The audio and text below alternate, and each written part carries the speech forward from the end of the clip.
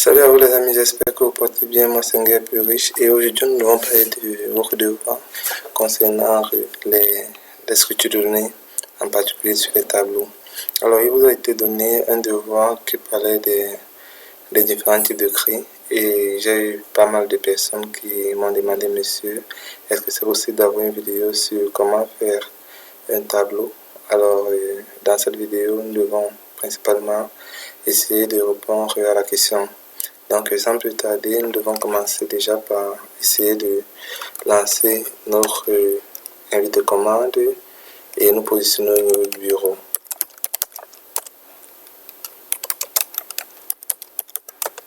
Une fois au bureau, je vais créer un dossier TPE,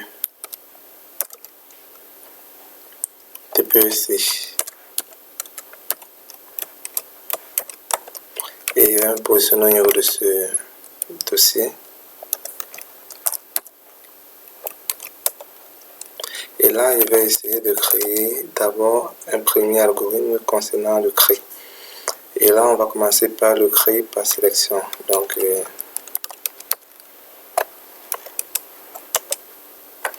c'est quoi le CRI par sélection et comment ça fonctionne? Ce que je vais faire, c'est quoi? Je vais essayer de me rendre au niveau de peine et je vais essayer de vous expliquer tout cela. Donc ici, je vais commencer par créer un tableau.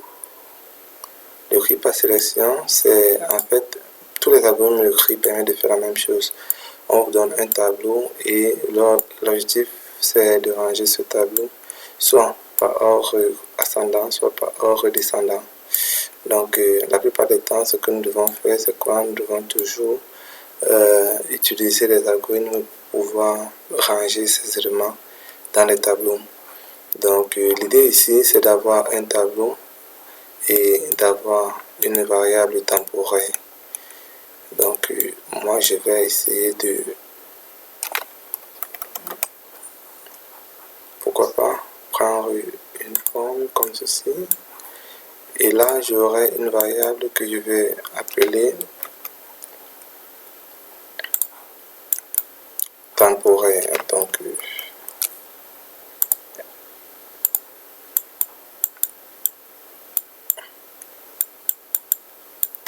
alors, ici, je vais appeler mon tableau table avec des valeurs aléatoires.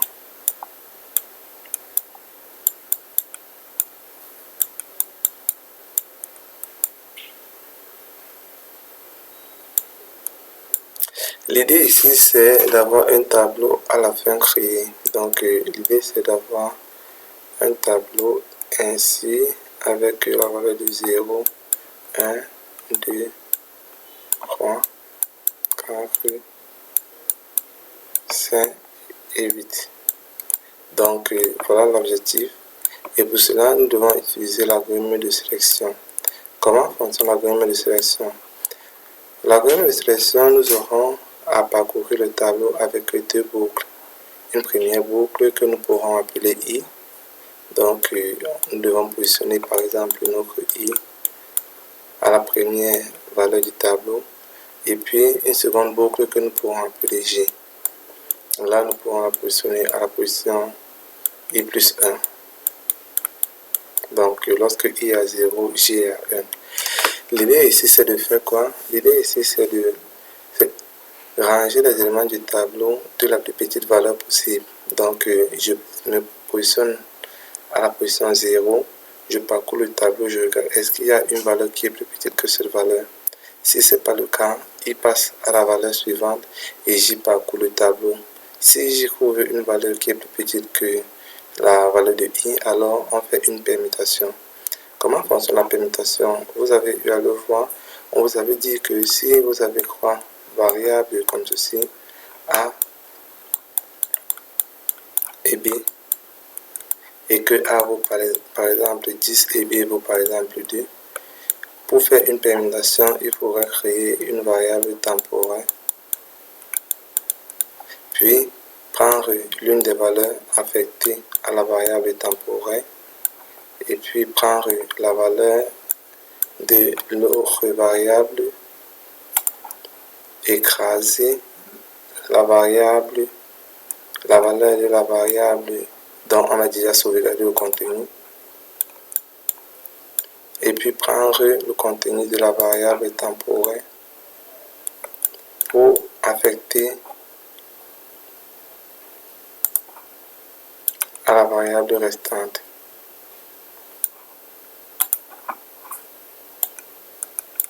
Alors, c'est ce principe-là que nous devons utiliser dans notre cas ici. Donc, dans notre cas, ce que nous devons faire, c'est quoi? Nous devons tout simplement commencer par i. Donc, lorsque i vaut 0 et que j est à 1, on regarde est-ce que la valeur qui est à i, donc est-ce que, bon, disons, on va dire, est-ce que le tableau à la position i, la valeur qui est là, 0, est-ce que c'est plus grande que la valeur qui est à la position j, donc c'est-à-dire i plus 1. Ici, dans notre cas, 0 n'est pas plus grand que 1. Ce qu'on va faire, c'est quoi? J va passer à 2. Est-ce que 2 est plus grand que 0? Non. J passe à croix. Est-ce que croix est plus grand que 0? J passe à carré. Est-ce que carré est plus grand que 0? J passe à croix. Est-ce que croix est plus grand que 0? J passe à 2, à 5, à 4, à croix. J passe à 8. Non. Alors, comme il n'y a aucune valeur qui soit plus petite que 0, il va passer maintenant à 1 et j va recommencer à quoi? À i plus 1. Donc ça veut dire qu'on va maintenant regarder à partir de 1. Est-ce que 1 est plus petit que 2? Oui. J va passer à 5. Est-ce que 5 est plus petit que 1? Est-ce que 1 est plus petit que 5? Oui. J va passer à 4. Est-ce que 1 est plus petit que 4? Oui. J passe à croix. Est-ce que croix est plus petit que 1 est plus petit que croix? Oui. J passe à 8. Est-ce que 8 est plus petit? Est-ce que 1 est plus petit que 8? Oui. Alors, comme on a déjà les deux plus petites valeurs, il continue son chemin. Donc, il va passer à quoi? Il va passer à la valeur 2. Et j va se positionner à la valeur i plus 1. Alors, est-ce que 2 est plus petit que 5? Oui. Après, j passe à 4. Est-ce que 2 est plus petit que 4? Oui. Alors, j passe à croix. Est-ce que 2 est plus petit que croix? Oui. Alors, j passe à 8. Est-ce que 2 est plus petit que 8? Oui. Alors, i passe à la valeur suivante. Donc, il va passer à combien? Il va passer à croix et j va être devant. Et là, on va voir, est-ce que 5 est plus petit que 4? Non. Comme 5 n'est pas plus petit que 4, ce qu'on va faire, c'est quoi? On va prendre le contenu de la variable à la position i. On va essayer de contenir dans une variable quelconque qu'on va appeler une variable temporaire. Et puis par la suite, on pourra écraser son contenu. On pourra écraser en lui affectant un autre contenu.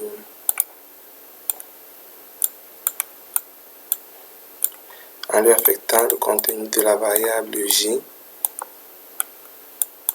Et puis on pourra prendre le contenu de la variable j et lui affecter là.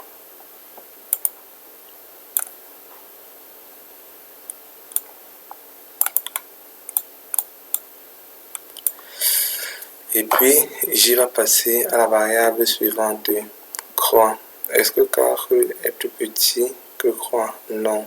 Ce qui va se faire, c'est qu'on va encore récupérer le même carré. On va venir stocker ou on va venir stocker dans la variable. Et cela va écraser l'ancienne valeur qui était déjà contenue dans la variable. Puis par la suite, on va écraser cette valeur qu'on a déjà conservée. Et ce qu'on va faire, on va récupérer la valeur à la position j pour la stocker. Et enfin, on va récupérer la valeur à la position 4 qu'on va mettre là. Et cela va écraser la valeur qui s'y trouvait.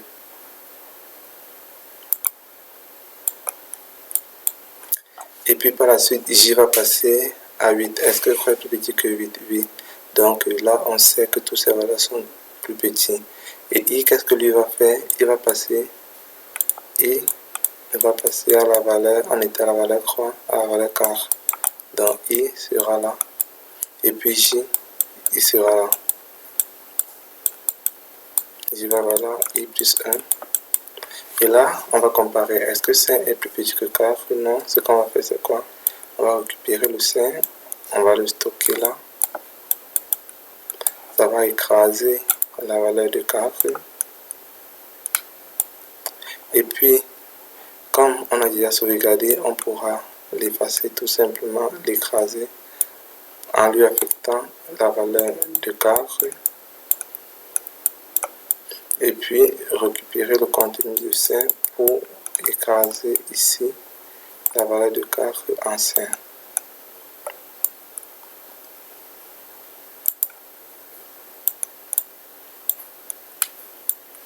Et puis, J va passer là. Est-ce que 4 est plus petit que 8? Oui. Après, il va passer à ce niveau. Donc, il va passer à la valeur 5, c'est-à-dire là. Et J, lui, il sera là.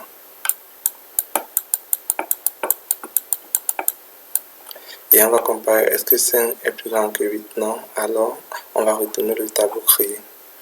Comment ça va se passer dans le code? Donc, dans le code, on va commencer par importer la bibliothèque de communication std.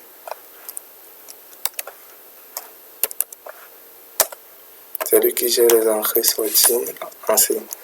Puis par la suite, on va appeler une fonction principale. Et là, on va essayer de créer nos variables. Donc, je vais créer 3 variables. Je vais créer une variable i. Bon, je vais créer une variable n pour la taille de mon tableau. Puis, je vais créer,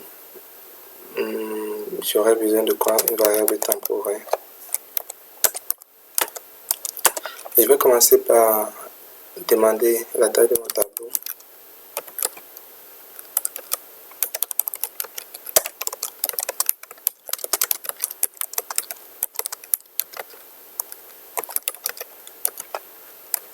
Et puis, je me mets à la ligne.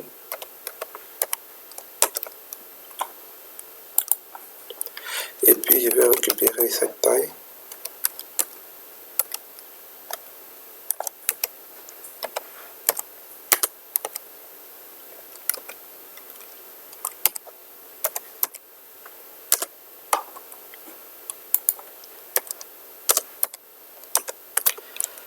Ici, je vais faire quoi? Je vais essayer de créer le tableau. Donc, pour cela, je vais déclarer un tableau tab et je vais affecter la valeur de n. Je vais maintenant demander à l'utilisateur de créer, de me donner les valeurs. Donc,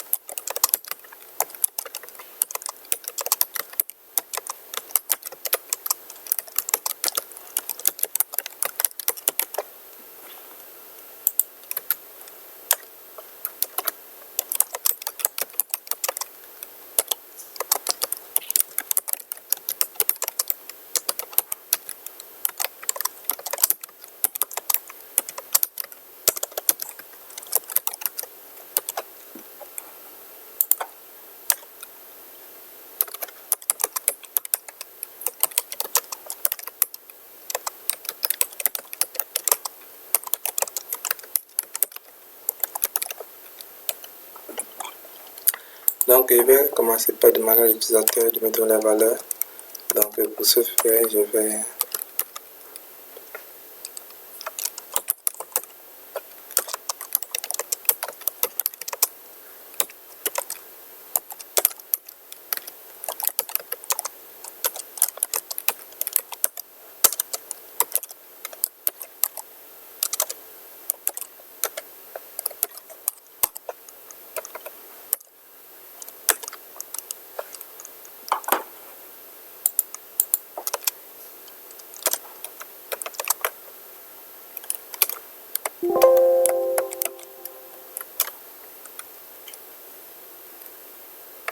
Ce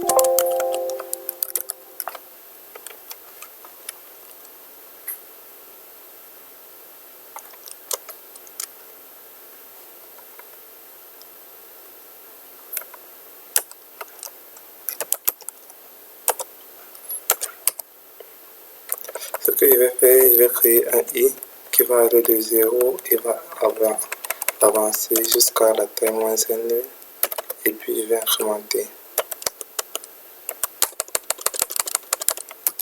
Et là, je vais afficher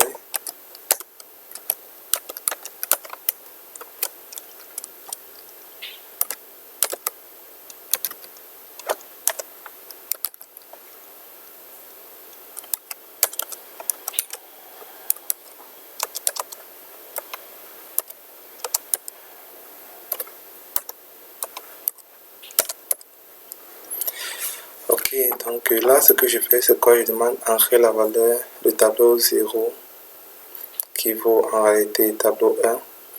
Donc ça, c'est langage machine, ça c'est langage utilisateur. Et je récupère toutes les valeurs. Donc une fois que j'ai récupéré les valeurs, j'aimerais bien les afficher avant de faire le cri. Donc je passe d'abord à l'affichage et seulement après, je procède au cri. Et pour ce faire, je vais commencer par afficher.